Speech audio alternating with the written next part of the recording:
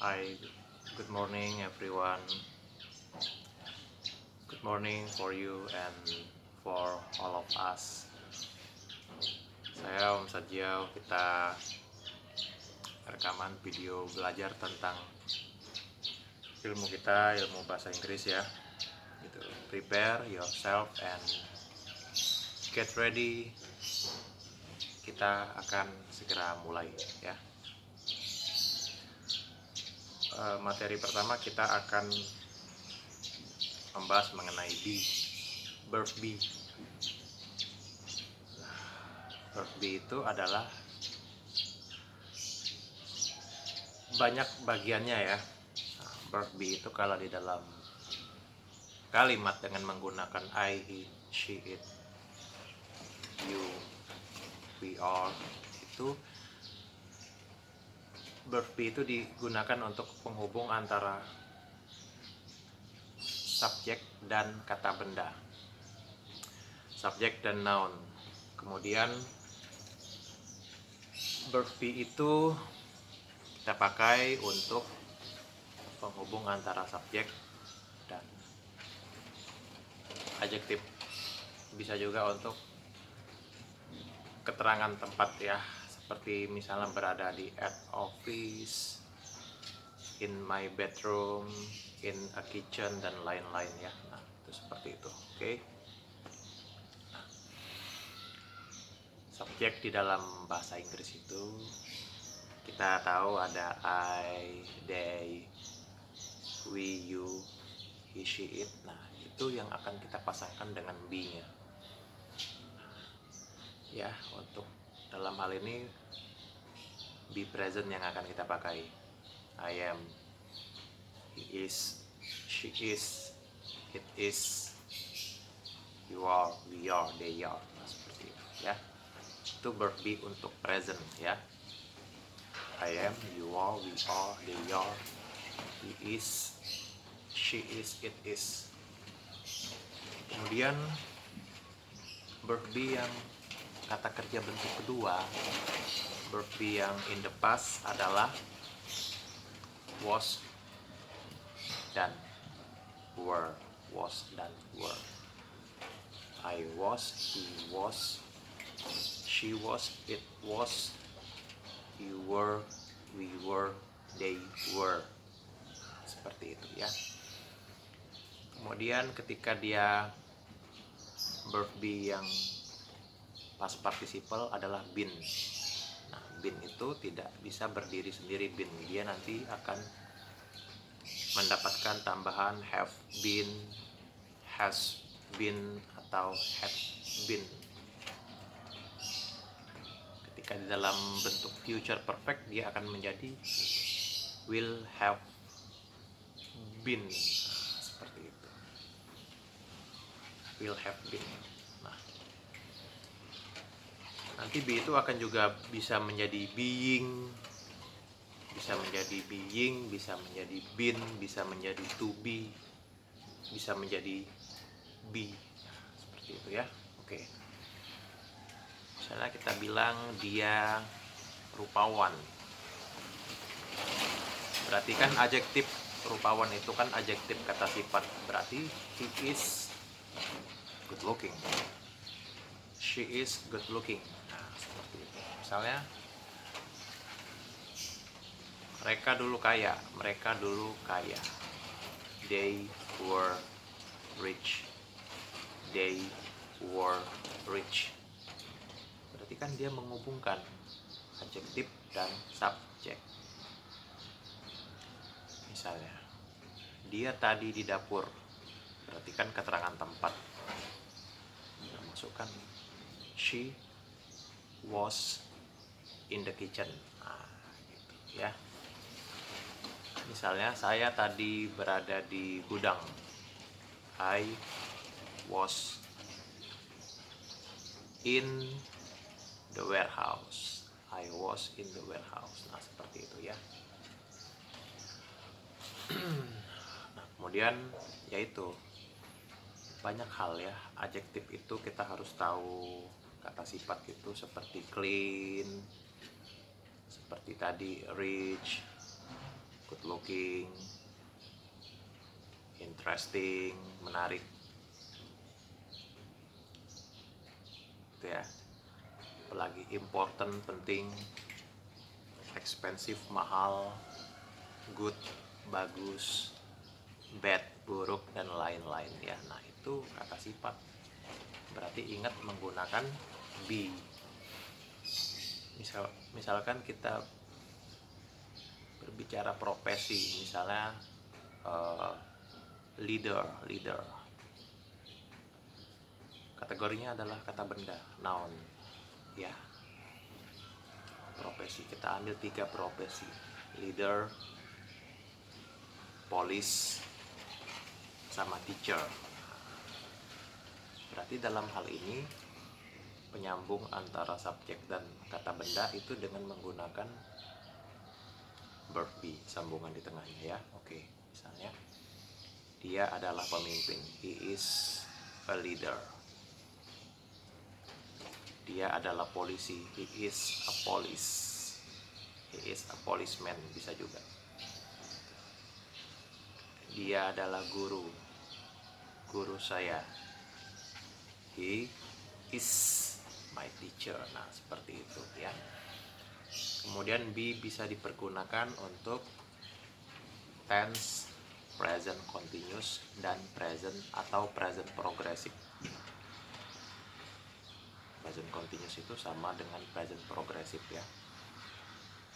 Terdapat juga di past continuous atau past progressive, present perfect continuous atau present perfect progressive, seperti itu ya. Kemudian verb be itu terdapat di kalimat yang pasif. Kita ambil 2 contoh aja. Misalnya kita bilang mobilnya diperbaiki. Kalimat pasif ya, diperbaiki, passive voice. Kita masuk ke passive voice. Kita ambil 2 contoh. Yang pertama, the first one, mobilnya diperbaiki. The car is, karena kalimat pasif dalam bentuk present progressive atau present continuous, kita menggunakan be, kemudian being, kemudian past participle. The car is being repaired. Seperti itu. Satu lagi contoh yang kedua. Contoh yang terakhir, kita bilang misalnya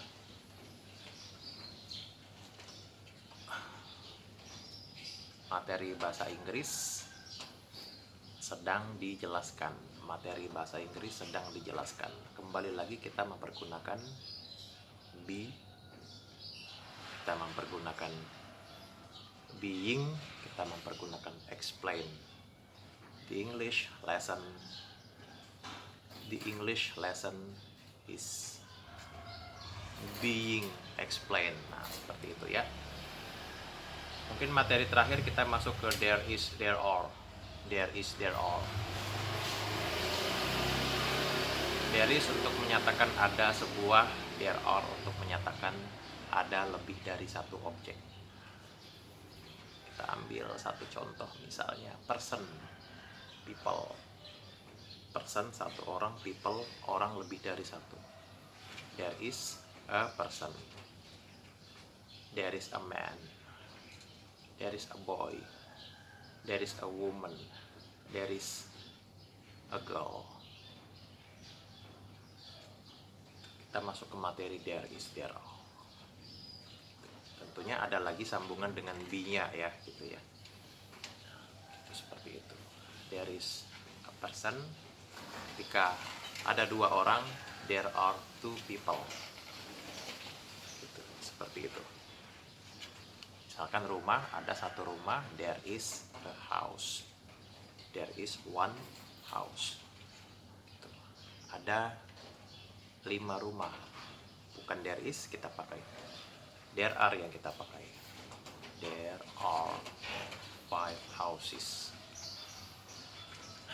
Tergantung, ketika jumlahnya satu atau lebih dari satu, there is, there are.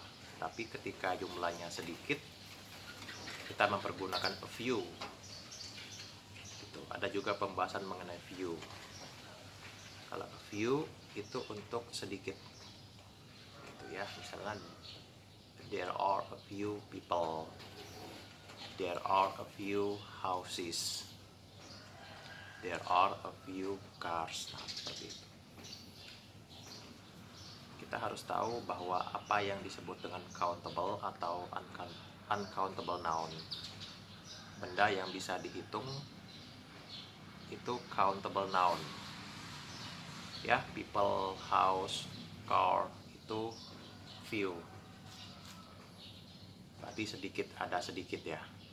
Kalau dia sedikit, untuk uncountable noun, kata benda atau objek yang tidak bisa dihitung, itu menggunakan there is. Ya, itu menggunakan there is a little water, there is a little time, there is a little money, there is a little fresh air, gitu, ya, there is a little coffee, there is a little opportunity, there is a little energy. Nah, seperti itu ya. Gitu. Yang jelas, belajar bahasa Inggris itu kita memang membutuhkan niat kita, tekad kita, keinginan yang sungguh-sungguh kuat, yang mendalam, supaya kita bisa ya memperhatikan gurunya di sekolah, memperhatikan guru les privat. Kemudian ketika bendanya untuk jumlah beberapa, itu menggunakan some atau several. Ya, misalnya kita ngomong ada beberapa buku, there are some books, there are several books.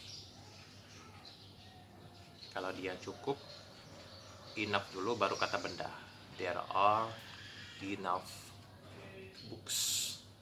Seperti itu. Kalau jumlahnya banyak, menggunakan many, much. Many, much ini dipergunakan artinya banyak, tetapi cenderung untuk kalimat negatif dan interrogatif. Kalau di dalam kalimat yang positif, kalimat yang netral, yang positif, dia mempergunakan a lot of dan lots of. Nah, seperti itu ya. Kita ambil 3 contoh. Banyak pertanyaan, banyak pilihan, banyak rencana ya. Gitu. I try to remember it, yang barusan tadi ya. Itu. Apa tadi? Banyak pilihan, banyak rencana, banyak pertanyaannya. Coba. Berarti there are many, bisa there are many questions, atau there are a lot of questions, atau there are lots of questions. Ada banyak pilihan, berarti choices. There are many choices, there are a lot of choices, there are lots of choices. Terakhir materi kita apa? Rencana tadi ya. There are many choices, there are a lot of choices, there are lots of choices. Nah, seperti itu ya. Ya, materinya banyak, Anda tetap simak terus, listen to your teacher yang di sekolah, yang di les privat, guru bahasa Inggris yang menurut Anda yakini, Anda follow dia, Anda menyimak dengan baik, listen to him, listen to her, your teacher, in a good condition, in a good preparation, okay, with full focus, concentration. Termasuk saya, Om Sajiao ya, Om Sajiao. Thank you for watching. Tetap terus belajar ilmu bahasa Inggris, sempatkan setiap hari, luangkan waktunya. Walaupun hanya 5 atau 10 menit udah lumayan ya. Secara tertulis dan nonton video, menyanyikan lagu bahasa Inggris, banyak pilihan bisa kita lakukan. Thank you very much. Salam kebaikan. Thank you. Good luck.